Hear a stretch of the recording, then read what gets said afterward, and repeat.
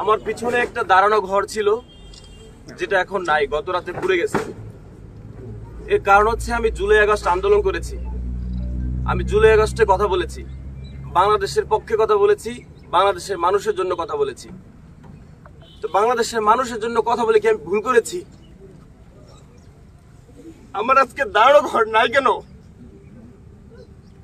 ঘরের বাইরে থেকে লাগানো আটকায়া, তারপর ভিতরে আমার বাবা ছিল, মা ছিল, আমার ভাবি ছিল, আমার ভাতিজির বয়স 4 মাস, আমার ভাতিজা ছিল 4 বছর।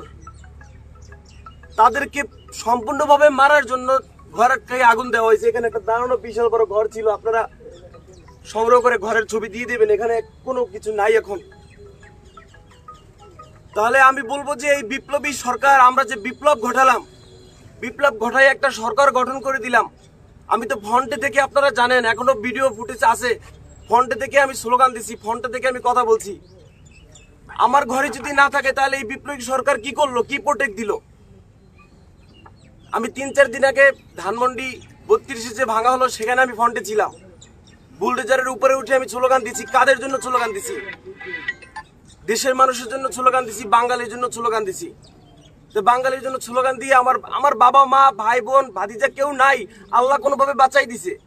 বাইরে থেকে লাগাইয়ে সব পুরো ঘরটাই নাই।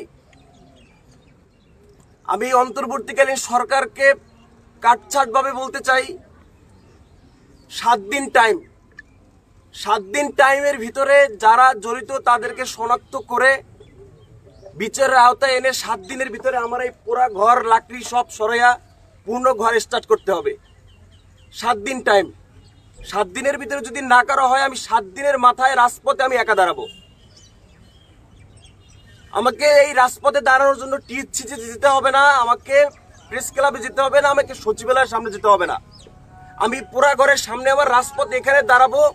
এখানে দাঁড়ানোর জন্য টিএসসি পর্যন্ত জ্যাম লেগে যাবে। আমি বিপ্লব করে হাসিনাকে লড়াইছি, আমরা সবাই মিলে। হাসিনা ভারতবর্ষে আগুন এখানে ধরাই দেয় নাই।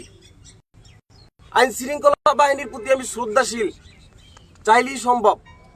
এটা যদি না করা হয়, আমি 7 দিনের মাথায় গিয়া আমি বিপ্লবী সরকারে ডাক দিব।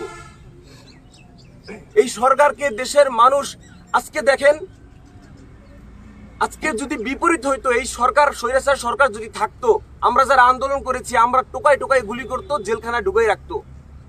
আজকে আমরা উইন হয়েছি, কিন্তু ছাত্রলীগ এখনো ঘুরে, এখনো পোস্ট করে। আজকে আমার আগুন জ্বলে, তারা বলে যে সমান সমান হয়ে গেছে, তুমি ধানমন্ডি পড়ছো, তোমার বাড়ি পড়ছে। তাহলে এই বিপ্লবী সরকার কি, তার কাজটা কি? সে কি করলো? ফ্রন্টে থেকে যারা আমরা আন্দোলন করলাম, আমাদের ঘর বাড়ি নাই, তাহলে নিরীহ মানুষের কি থাকবে? আমার কথা ভাই একটাই,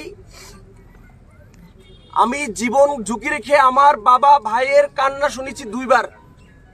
যখন বরিশাল বিশ্ববিদ্যালয়ের সামনে থেকে আন্দোলন করে পালাইছিলাম 16 জুলাই থেকে 5 আগস্ট পর্যন্ত, তখন তার আমাকে নিয়ে ভয় ছিল আমাকে কখন যেন মেরে ফেলে। সেই কান্না শেষ হয়ে গেছে 5 আগস্ট, হাসিনা পালাই গেছে। গত রাতে আবার আমি কান্না শুনলাম যে ঘরবাড়ি শেষ। তাহলে এই সরকারকে কেন বসাইলাম? আমার কথা কাট টু কাট ক্লিয়ার, আমি পেঁচাইতে চাই না ভাই। আমি দেশের মানুষের নিরাপত্তা চাই, আমার নিরাপত্তা চাই। আমার কাছে মনে হয় এই সরকার, মানুষও বলে এই সরকারের প্রতি মানুষের আস্থা হারাই যাইতেছে। সুতরাং আমি 7 দিন টাইম, আমার ঘর পূর্ণভাবে গঠন করতে হবে। ঘরের ভিতরে ইম্পর্টেন্ট কাগজ, আমার বাবা একটা শিক্ষা প্রতিষ্ঠান প্রধান, তার এই মাস চাকরি আছে শুধু তার বয়সের। আমি আজকে লজ্জিত, আমি দেশের জন্য কথা বলেছি, আমার কাছে আজকে লজ্জা লাগে। আমার বাবার চাকরি এই ফেব্রুয়ারি মাসের 25 সালের ফেব্রুয়ারি মাসে 25 তারিখ মনে হয় চাকরি শেষ, 28 তারিখ শেষ। আজকে আমার জন্য ঘর পোড়া হয়েছে। নিজে লজ্জিত আমি।